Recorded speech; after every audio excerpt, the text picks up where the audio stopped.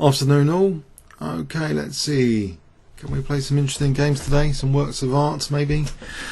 I've been posting some of my interesting games often with that video annotation on a new site, by the way, where I recommend you can export your PGN to. It's called chesspo.st. So you just get your PGN with the 6 tags and you just paste it in there. And I'm one of the top contributors at the moment, actually. You can see many of my games there, so thought I'd give it a plug. Okay. H4 maybe? Should we go for that kingside attack? I know B4 is a bit dangerous, but okay, D5. If I play bishop D4, try and get the C6 square, or yeah, exchange off this bishop. Actually, otherwise it's going to be dangerous anyway, so I'll try and get rid of it. Aha. Okay, I think I'll take otherwise C5 is going to be a pain. Let's stop this B4 for a moment. Bishop H6 might be useful for black, and I've always got bishop E3 at the moment. Knight E5 to C4 is also dangerous.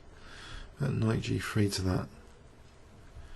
So knight G3 here. Knight F4. Oh, E5. Oh. Actually, D5 with knight G3.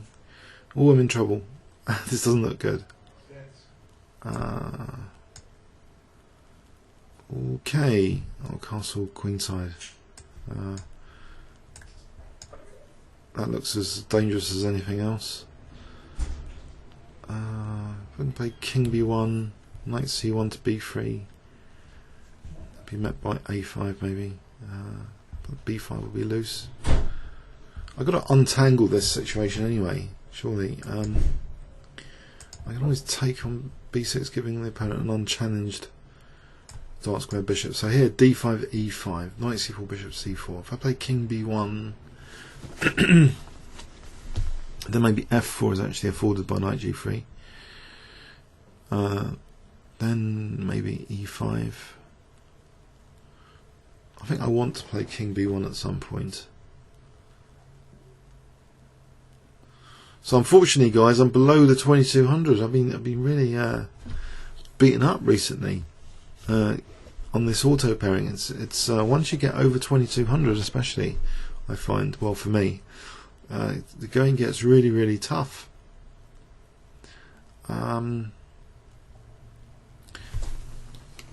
Okay,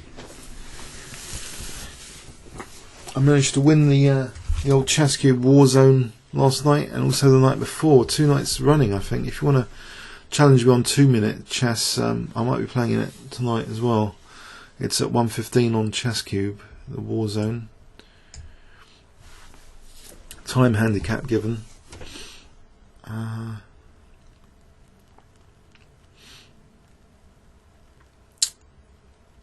Okay, so d5 looks as though that's going to happen. Can I just wait for it to play e5? Uh-oh. Nope.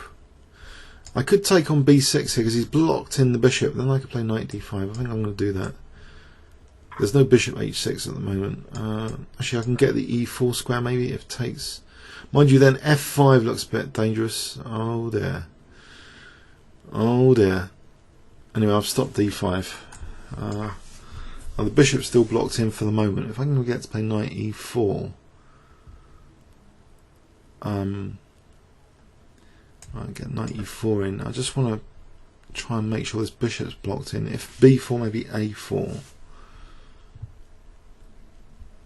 Do I want to play like g4 or bishop b5 to c6 maybe? Now that I've got b5 under control a little bit.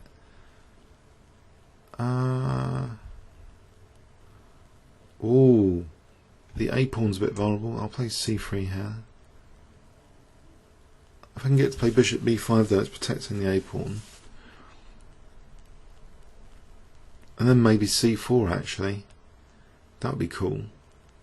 So the bishop would be more supported against an exchange sack. Bishop b5 and c4. I don't think I had much choice there. So bishop b5 and c4. Bishop's a bit tame at the moment, I hope. Bishop h6 is coming. What about this to try and Pressure on f7.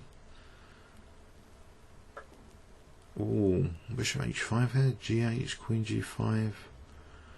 Harmless. Hitting g5 though was protected at the moment. I don't know. If I get that pawn, then maybe. What about even rook f5? Bishop for 2 pawns. No real clear attack. And also there's an intermediate bishop h6. So all in all, I think it's pretty silly. So bishop b5. What about queen f2 just offering a trade of queens? If bishop h6. If I can get a trade of queens, I can double up on f7. There could be bishop e3. Then maybe queen f3 and g4. I like the bishop on b5 though. It's kind of supporting a4, blocking the b file. Okay, so queen f2 here. Actually, he might not spot his queen's attacked. That's another thing. Although I doubt it. So I want to get the exchange of queens and put pressure on f7 for what it's worth. Probably not much. Okay, this seems a bit tame at the moment. But maybe c4 and then king c1. No. Actually, to stop f5, then c4. I'm trying to round up this pawn, maybe. c4, there's always f5, and this is... Okay, I'll stop f5 for the moment, because this bishop's a bit passive. Bishop h6, maybe rook f3.